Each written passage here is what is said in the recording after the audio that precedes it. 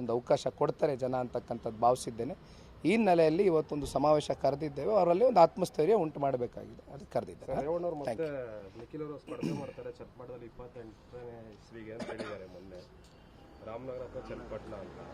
ಈಗ ಈ ಒಂದು ಉಪಚುನಾವಣೆ ನನ್ನ ಪಾಲಿಗೆ ಅತ್ಯಂತ ಅನಿರೀಕ್ಷಿತವಾದಂಥ ಬೆಳವಣಿಗೆ. ನನ್ನ ಮುಂದೆ ಇರತಕ್ಕಂಥದ್ದು ಒಂದೇ ಪ್ರಶ್ನೆ, ಒಂದೇ ಸವಾಲು. ಜನತಾದಳ ಪಕ್ಷ ಸ್ಥಾಪನೆ ಆಗಿದ್ದಿಂದ ಹೈಯೆಸ್ಟು 58 ಸೀಟ್ಗಳನ್ನ ನಾವು ಮುಟ್ಟಿರ್ತಕ್ಕಂಥದ್ದು, ಅದು ನಮ್ಮ ಮುಂದೆ ಇರತಕ್ಕಂಥ ಇತಿಹಾಸ.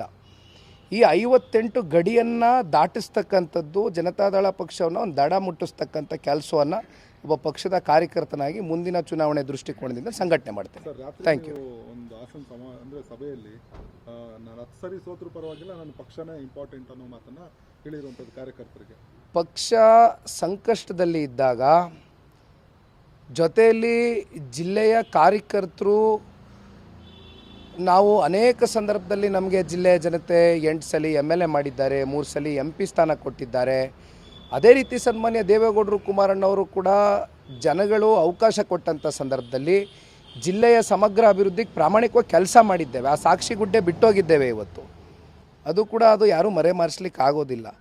ಹಾಗಾಗಿ ಚುನಾವಣೆಯಲ್ಲಿ ಏಳು ಬೀಳು ಅಂತಕ್ಕಂಥದ್ದು, ಸಾಧಕ ಬಾಧಕಗಳು, ಚುನಾವಣೆಯಲ್ಲಿ ಯಾರಾದರೂ ಒಬ್ಬರು ಗೆಲ್ಲಬೇಕು, ಯಾರಾದರೂ ಸೋಲ್ಬೇಕಾಗ್ತದೆ, ಅದು ಸಾಂದರ್ಭಿಕವಾಗಿ ನಡೀತಕ್ಕಂಥದ್ದು. ಚುನಾವಣೆಗಳಲ್ಲಿ ಆ ತೀರ್ಮಾನ ಸಾಂದರ್ಭಿಕವಾಗಿ ತಗೊಳ್ತಾರೆ ಜನಸಾಮಾನ್ಯರು. ಇವತ್ತೇನು ಜನ ಒಂದು ತೀರ್ಪನ್ನು ಕೊಟ್ಟಿದ್ದಾರೆ, ಶಿರಸಾವಹಿಸಿ ಆ ತೀರ್ಪಿಗೆ ತಲೆಬಾಗಿ ತೀರ್ಪಿಗೆ ಒಪ್ಕೊಳ್ತೇನೆ. ಮುಂದಿನ ದಿನಗಳಲ್ಲಿ ಜಿಲ್ಲೆಯ ಕಾರ್ಯಕರ್ತರಿರ್ಬೋದು, ಜಿಲ್ಲೆಯ ಜನತೆಯ ಒಂದು ಹೃದಯವನ್ನು ಗೆಲ್ತಕ್ಕಂಥದ್ದಕ್ಕೆ ಏನು ಮಾಡಬೇಕು ಮಾಡ್ತೀನಿ.